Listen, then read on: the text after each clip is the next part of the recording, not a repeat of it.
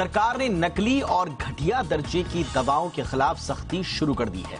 इस मामले में 18 फार्मा कंपनियों का लाइसेंस रद्द किया गया है और 26 कंपनियों को कारण बताओ नोटिस जारी किया गया है। आज हम इसी पर चर्चा करेंगे और समझेंगे कि कैसे नकली और खराब दवाएं देश के हेल्थ सिस्टम को बीमार बना रही हैं, साथ ही साथ देश की छवि पर भी बट्टा लगा रही हैं। सरकार की यह कार्रवाई क्या पर्याप्त है या दोषियों को गंभीर सजा दिलाने की जरूरत है? साथ ही समझेंगे कि कैसे नकली दवाओं के कारोबार को पूरी तरह से बंद किया जा सकता है। खास मेहमानों के साथ चर्चा करेंगे आज, लेकिन सबसे पहले ये रिपोर्ट।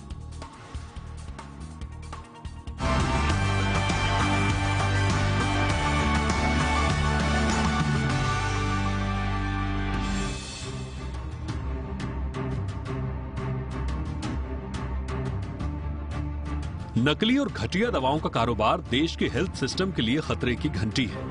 आए दिन खबरों में नकली दवाओं की खेप पकड़े जाने की बात सामने आती रहती है। पिछले साल भारत के बने घटिया कफ सिरप पीने से गाम्बिया में 66 बच्चों की मौत के मामले ने सरकार की चिंता बढ़ा दी थी।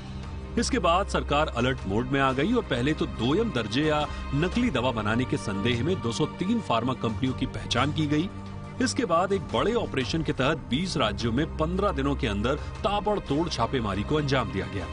ये छापेमारी central drug standard control organisation यानी CDSCO की ओर से की गई। नकली दवाओं की खेप बाजार में पहुंचने की शिकायत के तहत हुई कार्रवाई में सरकार ने पहले चरण में करीब 76 फार्मा कंपनियों पर एक्शन लिया।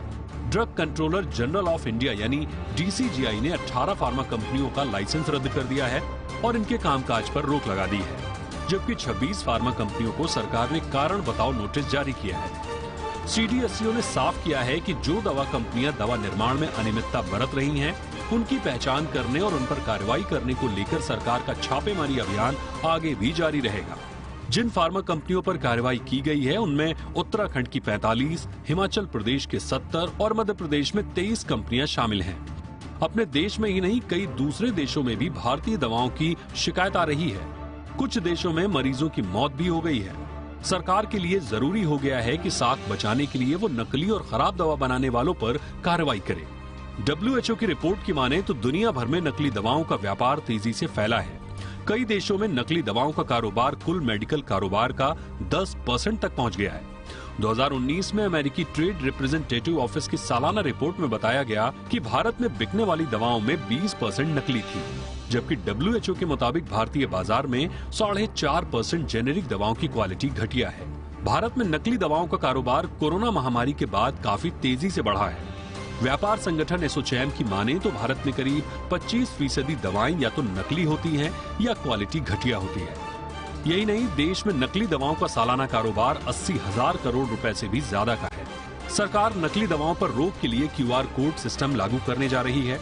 इसके लिए सरकार ने सबसे अधिक बिकने वाली दवाओं के लिए ट्रैक एंड ट्रेस सिस्टम शुरू करने की योजना बनाई है। पहले चरण में सबसे अधिक बिकने वाली 300 दवाएं अपने पैकेजिंग लेबल पर बारकोड या QR कोड प्रिंट करेगी, जिसे स्कैन करने से दवा के बारे में असली व नकली होने की जानकारी मिल जाएगी। फिलहाल तो सरकार ने नकली दवाओं पर रोकथाम के लिए सख्त रुख अख्तियार किया है, जिसका असर दोयम दर्जे की दवा बनाने वाली कंपनियों पर पड़ना तय है। ब्यूरो रिपोर्ट, जी मीडिया।